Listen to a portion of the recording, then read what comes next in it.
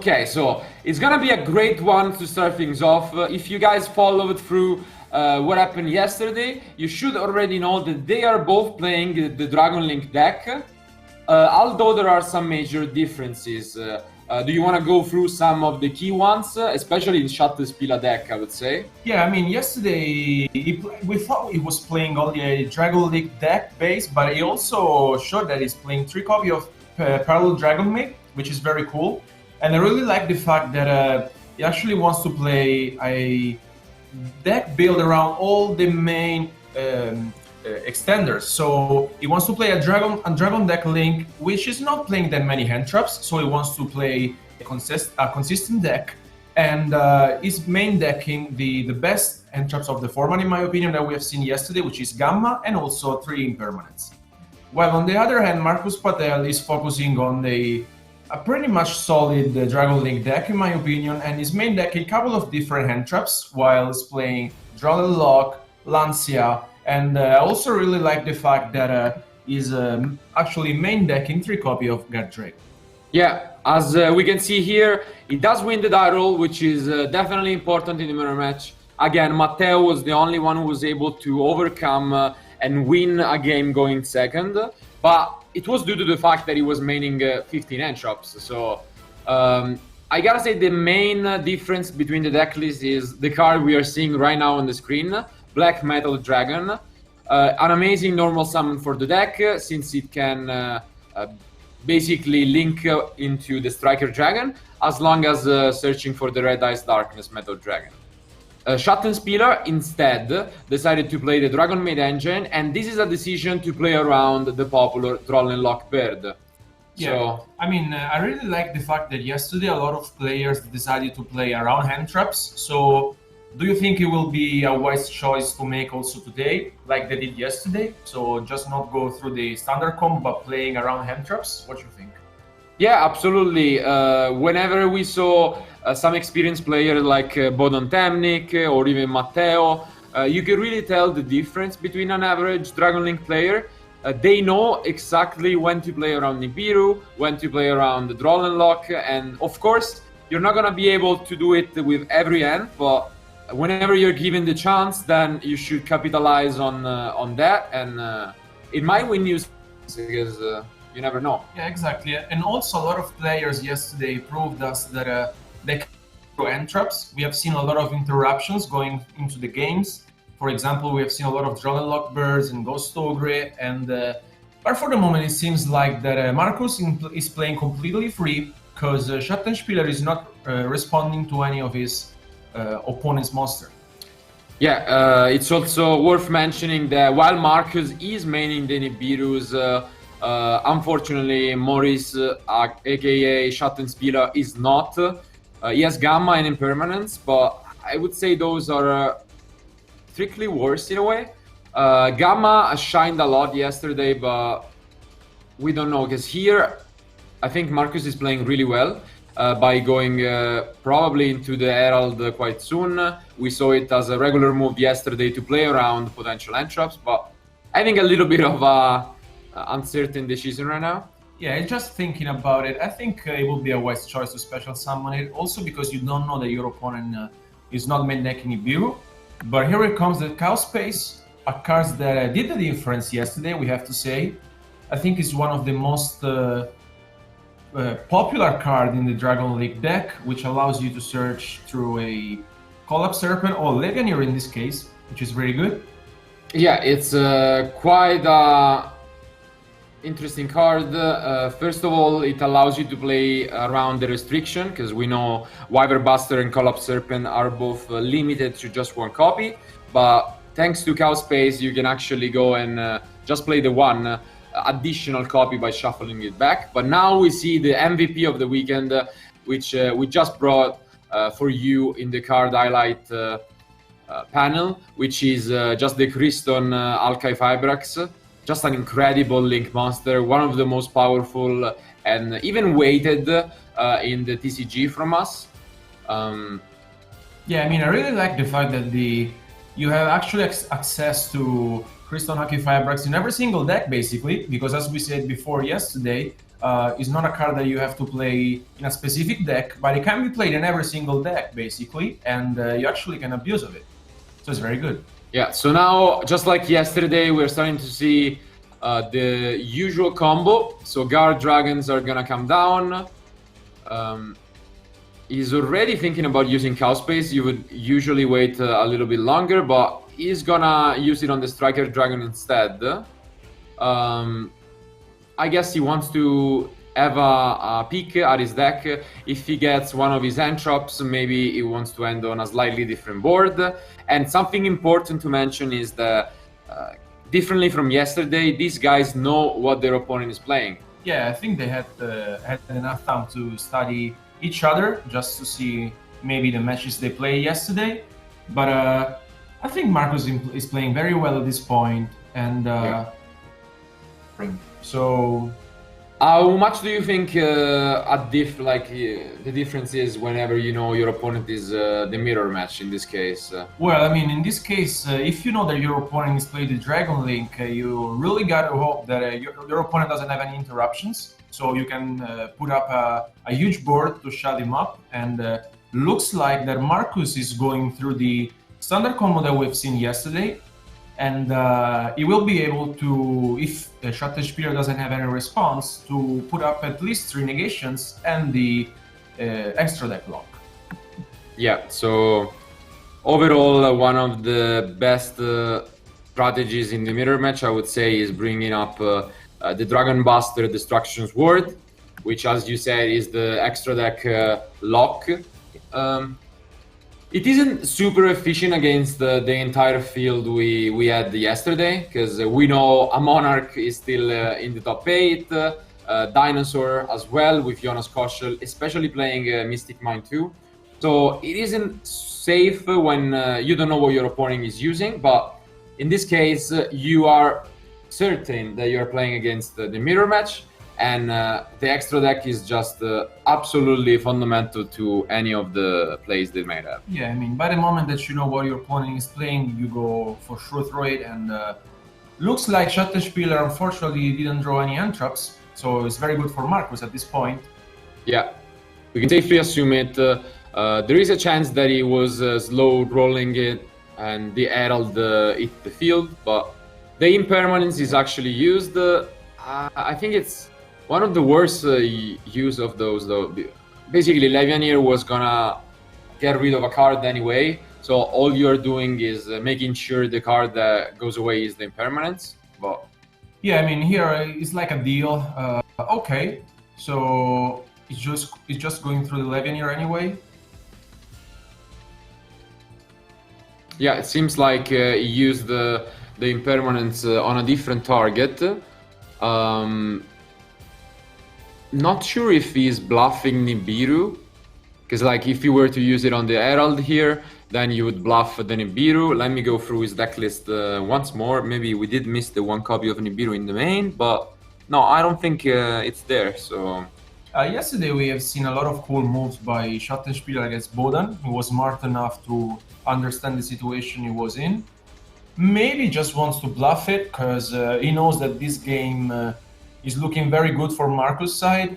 So it's maybe just trying to let his opponent think again, hey, I have the Nibiru, so what are you gonna do? Yeah. And here we can also see why Matteo is one of my favorites. He's the only one using Appolousa, which in this spot could have been really a game changer.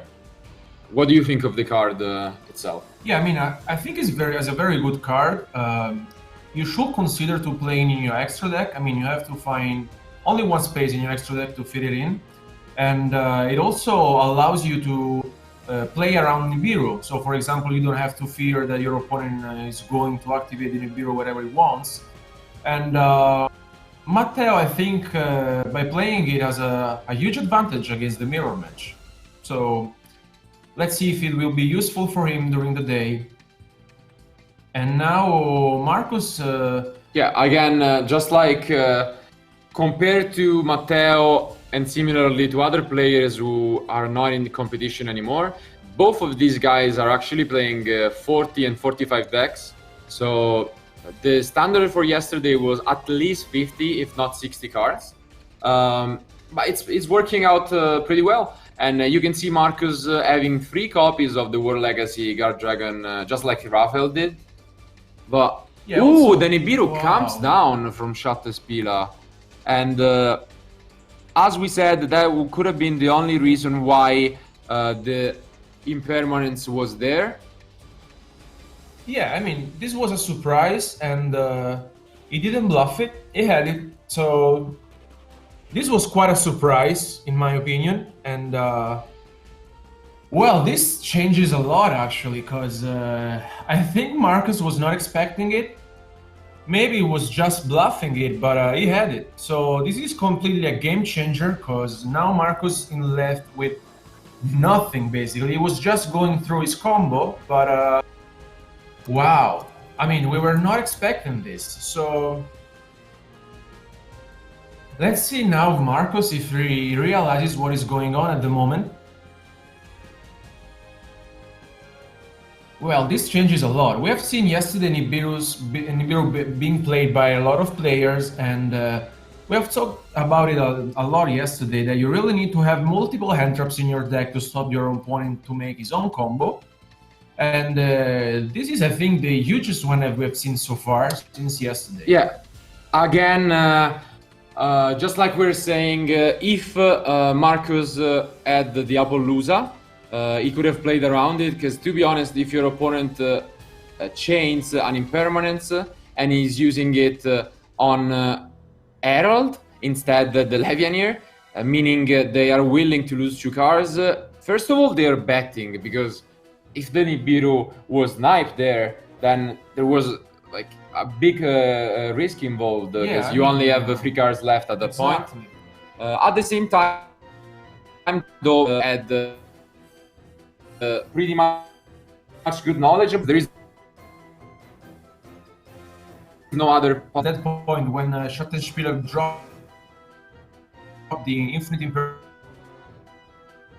I mean, he could have having a Nibiru in his hand, but I think he was playing his cards, so that I mean, he could have done nothing. I mean, he just said it. So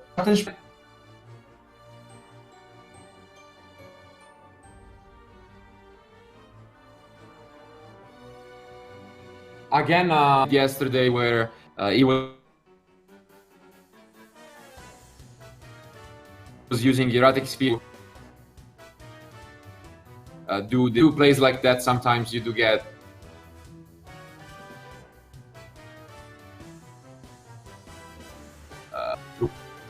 word top cut. That's just naturally a big advantage over the competition. yeah, I mean, the thing is that Nibiru is against the mirror match, because basically abuses of the extra deck in the very first turn of the match. So if you use like for monster, you actually are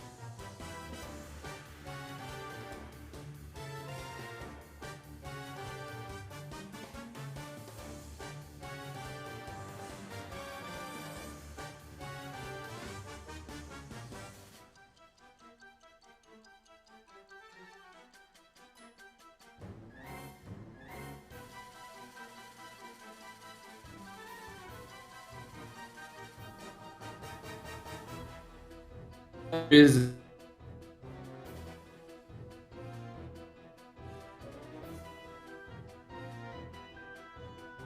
been a little bit of, so we can go through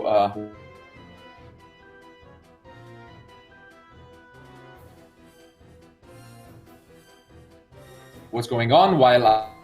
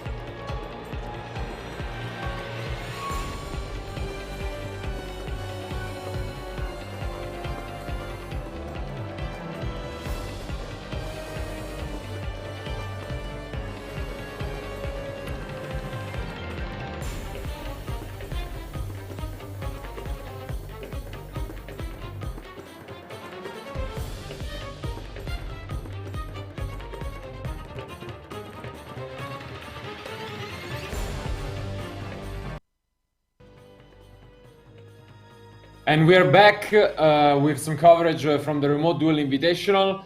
Sorry guys to keep you waiting, but we had to go through the deck list. Since we have players from all over Europe, we have to provide them with the translation. And we just had missed the Nibiru in main deck in one of the translations, but nothing to worry, all fine. So we can continue on with the match. Even though the Nibiru completely took Marcus off guard, he's trying his best to end on a decent board, and does so with the Savage. Yeah, I mean, he couldn't do anything about it. The impermanence was there, the Nibiru as well. So let's see if Schattenspieler has also some moves. Okay, so he has the Parlor, which is very interesting, something that we have seen also yesterday being played by him. And I really like this card. I really like the engine, the Dragon Maid engine, and he's the only Dragon Maid card that he plays. Yeah, so just like we said, he's the only one having this hybrid version. And the reason being is he wants to play around Roll and Lock Bird, because when he sends the trap to the graveyard, later on he can use, just like he's doing here, the Parlor, and he can banish the trap to get the Parlor back. So it's essentially a normal summon, gives you 2 dragons throughout the turn. Yeah, I mean, just in case, it's just a good normal summon, and even if you draw the trap card, you can use on a dragon monster to bounce back 1 card of your opponent. So it's very good. And now at the moment, I think if Marcus doesn't have any response rather than the Savage, maybe Schattenspieler can get a huge advantage out of this game. Yeah, definitely being brave, because we have to remember the Levianeer from Marcus, the decision of using the impermanence on the Herald and then the Nibiru, not in the same chain, with the risk of Levianeer putting it back into the deck, was definitely something the average player wouldn't do. So kudos to Schattenspieler, once again showing us unconventional plays. Yeah, I mean, it's just proved us that sometimes he doesn't play, I mean, like normal players, he just have more resources, and I really like the fact that he also has the Dying in his graveyard at this point, and I think Marcus needs to consider that Savage could be activated at this point. Yeah, where do you think he should actually go for the Savage? Yeah, I mean, he should activate it now on the Romulus, because otherwise gonna risk that Schattenspieler can extend his moves, and maybe it's what Marcus is doing at the moment, and I agree with it. So let's see if he activated the Savage Dragon on the Romulus. Doesn't look like it, but he's still going through the extra deck. It's possible that Marcus didn't even use, the Schattenspieler didn't even use the effect, so... Well, at this point, I mean, if I were Schattenspieler, I would just consider the fact that you really need to run over the Savage Dragon as well. So it will not be that easy. But going second, as we said before, is not always easy in this mirror match. But he's showing us that he still has some cool moves to do.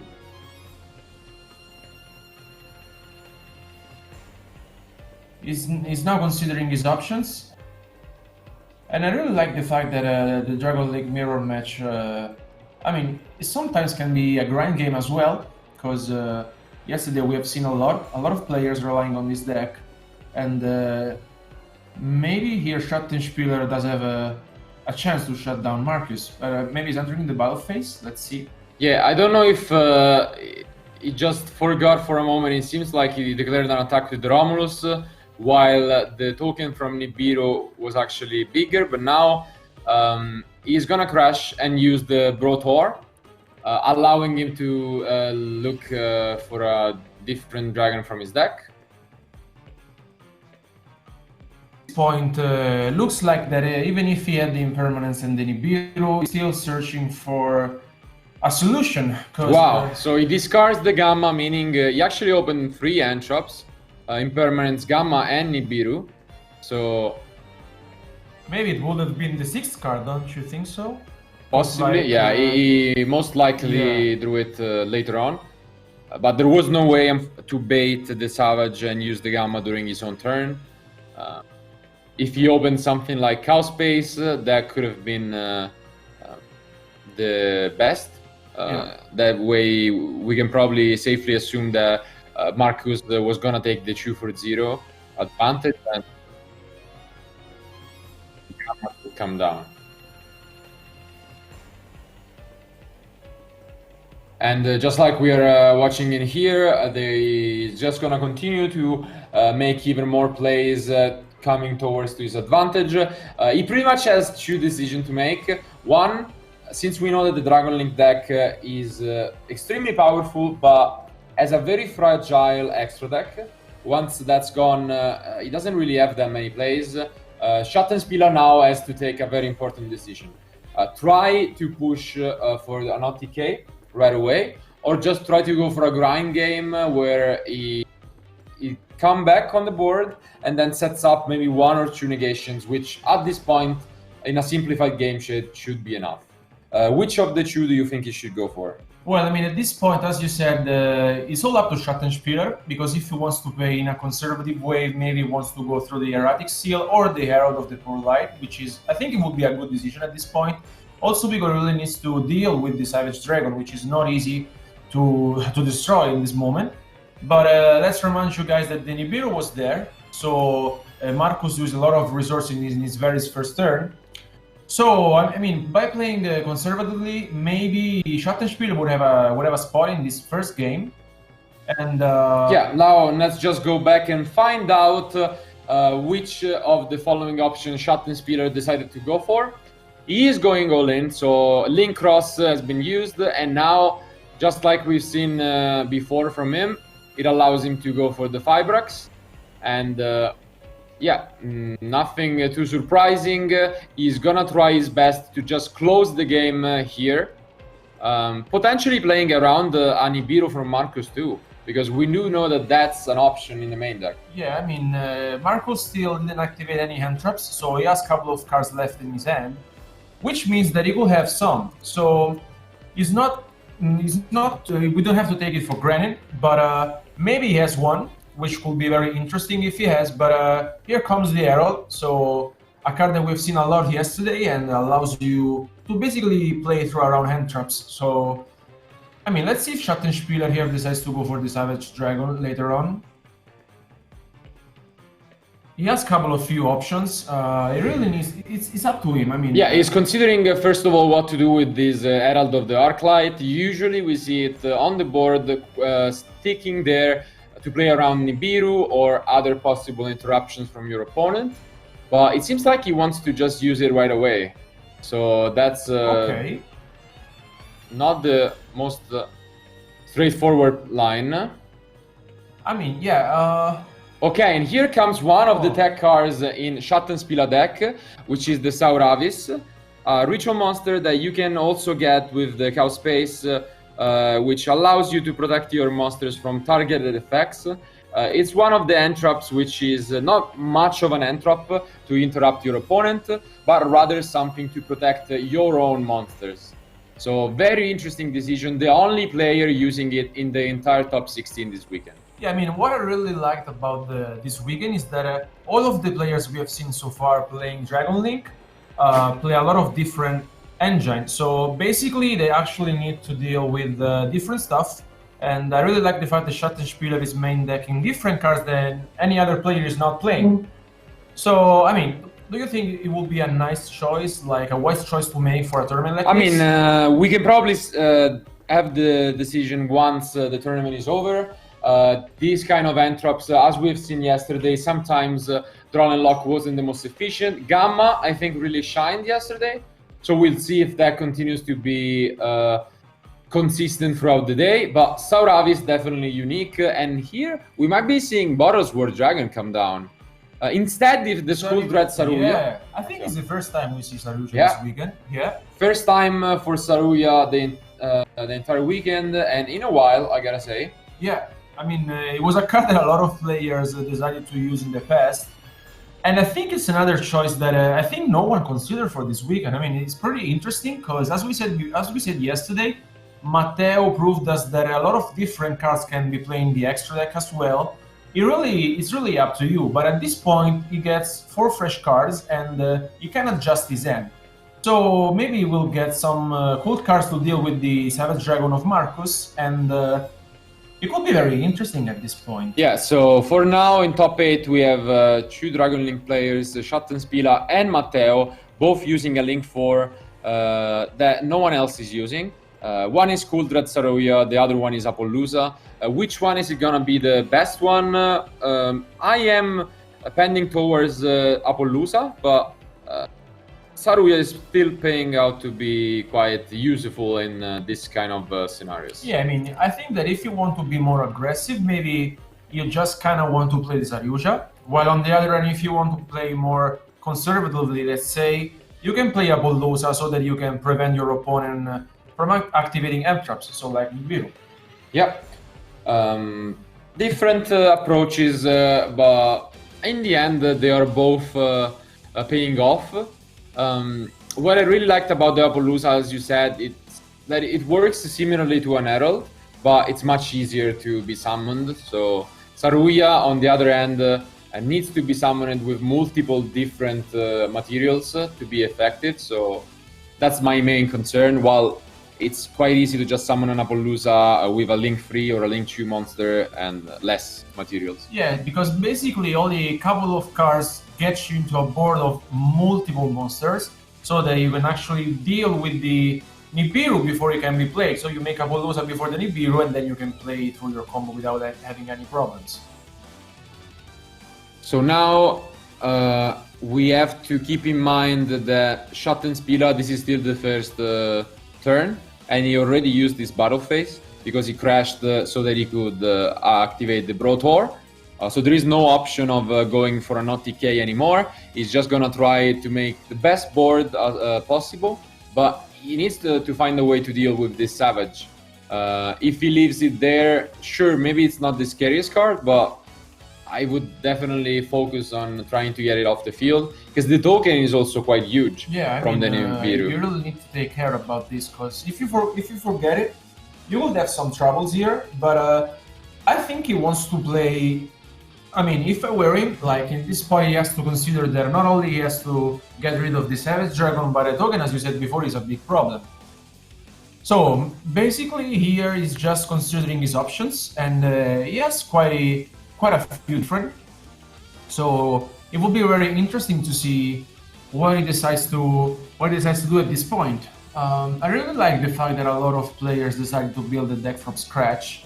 That means that even if they're maximizing their extenders, they decided to play anyway different cards, and this shows us that they usually they basically use different approach, and I really like this fact. So once again, we see how good of a card the World Legacy Guard Dragon is. I gotta give credit to these guys, because most of the players who lost in top 16 weren't using the full copies. But it's such an incredible extender. Not only does it give you a dragon from the graveyard, but it allows you to move zones, and it's a continuous spell, so it's gonna stick, and you can use it with Tracer, just like Schattenspieler just did. Here you also see an upside that's pretty great from having Saryuja, which is 4 counters on the Savage. And yeah, I mean, as we said before, Schattenspieler decided to play it more conservatively. And I think it was a wise decision for him, because right now both players have the Savage Dragon on the field, but also Schattenspieler can rely on the Hieratic Seal, which is very good. But for now, Schattenspieler experience in this second Remote Duel Invitational has been a Dragon Duel mirror match in round 1 and in round 2, but you can already see the beauty of the game by how different these two matches were. In round 1, the mirror match, although it lasted almost the entire 40 minutes, it consisted of only 4 turns in 3 games. Here, we are in game 1.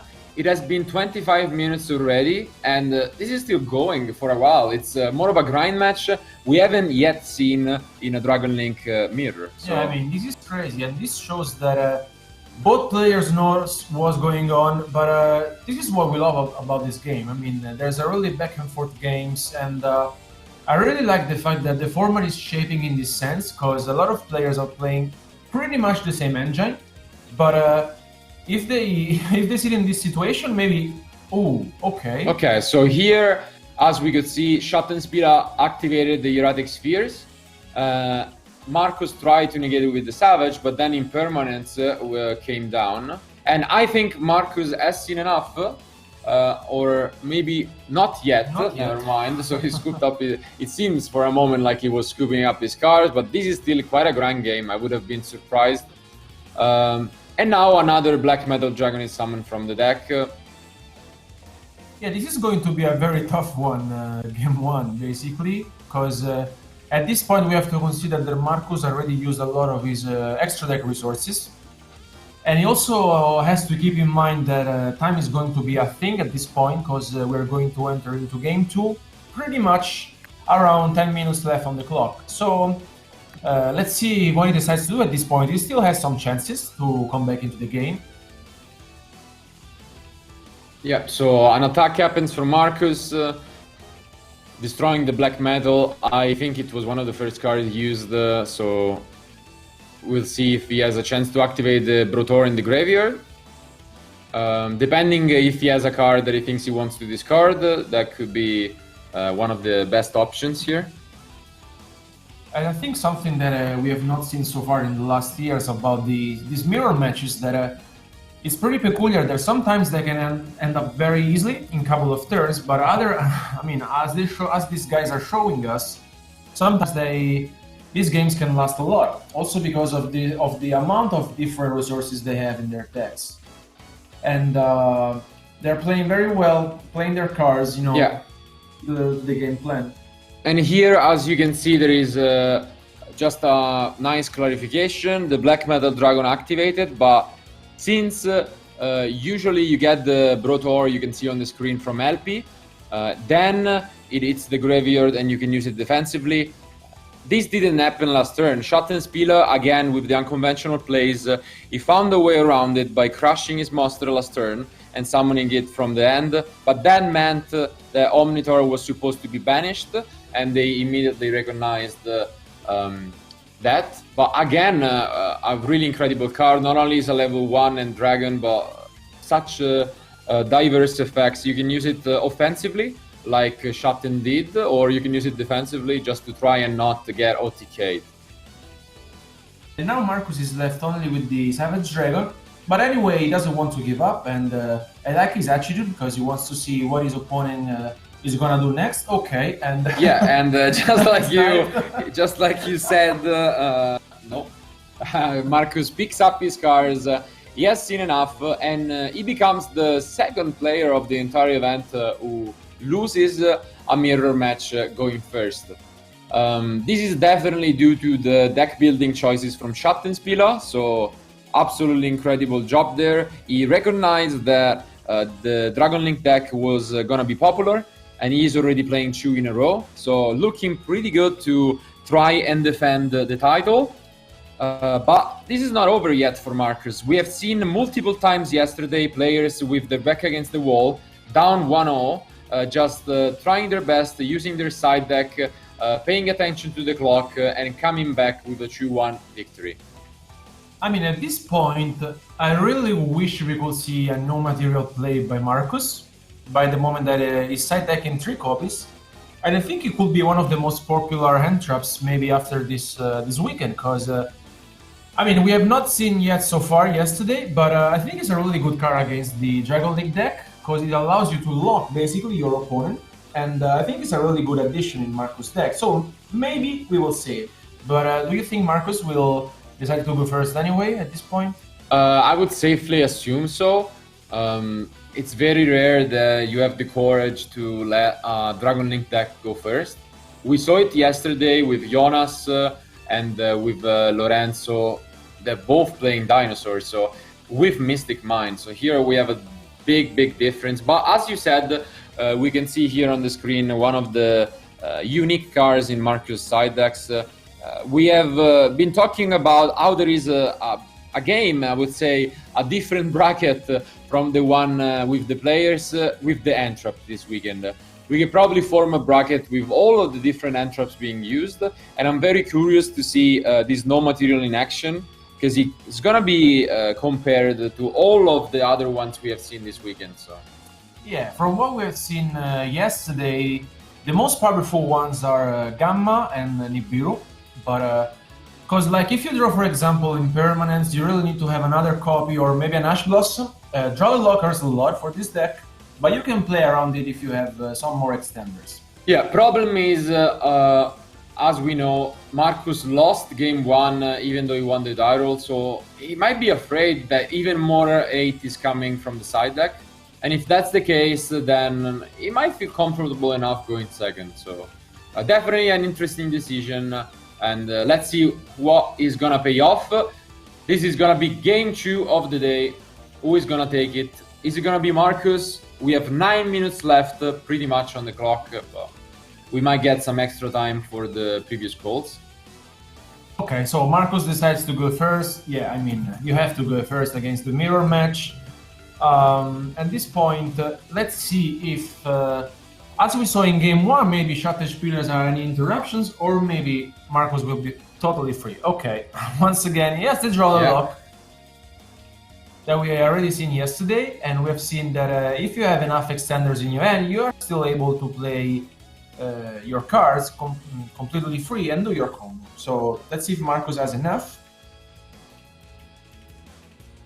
Definitely gonna hurt him here, because he's not gonna be able to use the Collapse Serpent to search for the Wyvern Buster. Yeah, I mean, he's not going to search any card due to Drawn Lock Bird this turn, but I think he could make a couple of interruptions. So I'm really curious to see if he can put up anyway a good field playing with Drawn Lock Bird, but looks like he passed his turn, if I'm not mistaken. Wow. Yeah. It might be the case, and this could be a quick one. The Drawn Lock Bird really putting in work. We saw this yesterday already with Schattenspieler when he played against Bodan. His Drawn Lock really put in some work, while Schattenspieler was also in the same position against Bodan, but he was able to capitalize on a very unique hand with the War Dragon Girl Legacy, which allowed him to play through it. Yeah, I mean, at this point, we just need to see if Marcus has any interruptions, so that Schattenspieler maybe will be interrupted, but doesn't look like that, maybe, or maybe just wants to wait a little bit more. I mean, we can for sure assume that since he went first, he didn't overside. It is still a combo deck, so you need to have as many combo pieces as possible. And Schattenspieler for now playing full speed, very confident in his decision. Yeah, he's looking very good at the moment. Unfortunately, Marcus didn't have any other monsters maybe to use. Maybe we'll have other entraps.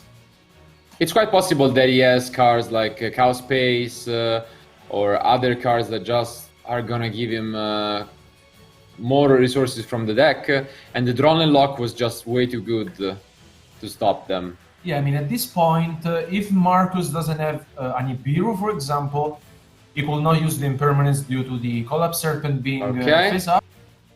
And so I think maybe only Nibiru will save Marcus in this point. Yeah, Nibiru is definitely one of the best ones.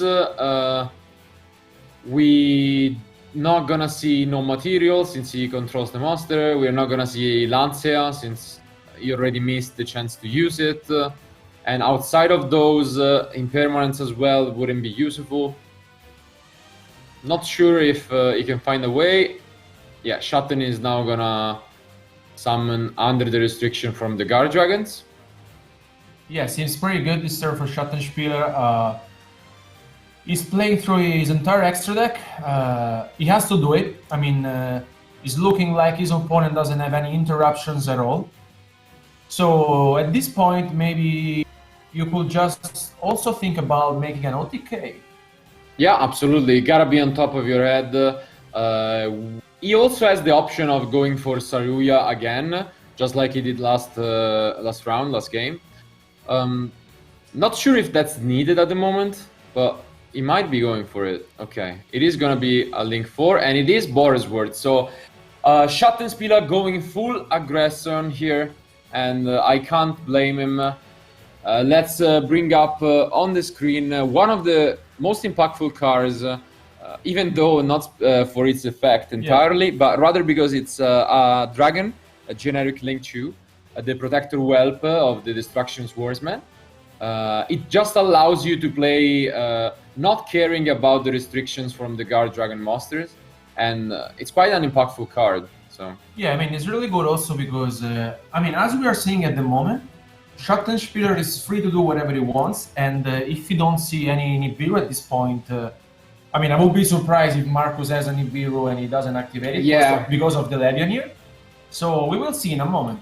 And I'm really worried about Marcus because even if Schattenspieler doesn't find enough damage, which I think he is gonna have, even if he deals just a few points of damage, there are only 4 minutes remaining at this point. Exactly. And he's ahead 1-0, so I'm worried because Marcus is not even able to just stay at 8,000 if they are gonna have the same life points. Since Schattenspieler is 1-0, he would be declared the winner regardless. Tough times. Yeah, I mean, at this point, I expect Schattenspieler maybe to win this turn because he's going for the OTK. And as we said before, players play different strategies. You can play conservative, you can play aggressive, and maybe this time is paying off because he's free to do all his moves without being interrupted. Here now comes the Levianeer for the second time. Yep. You can see Marcus leaving the Weather Buster face up, not showing a good sign of having it. And I think Marcus, being a really good supporter of sportsmanship as he is, extend a virtual handshake to Schattenspieler, who once again dominates the field and takes a very convincing 2-0 victory. We can see now the end, unfortunately, drew a lot of unplayables, rocket monsters. What can I say? Congratulations to Shatten. Let's go back to us for the post-match discussion.